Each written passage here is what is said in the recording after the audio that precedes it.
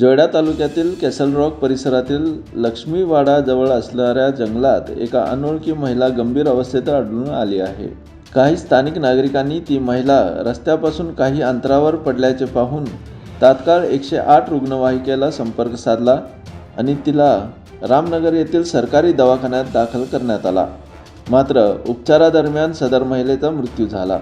डॉक्टरांच्या प्राथमिक तपासणीनुसार महिलेच्या चेहऱ्यावर, डोक्यावर आणि इतर शरीराच्या अंगांवर मारणीचे वर्ण आढळले आहेत।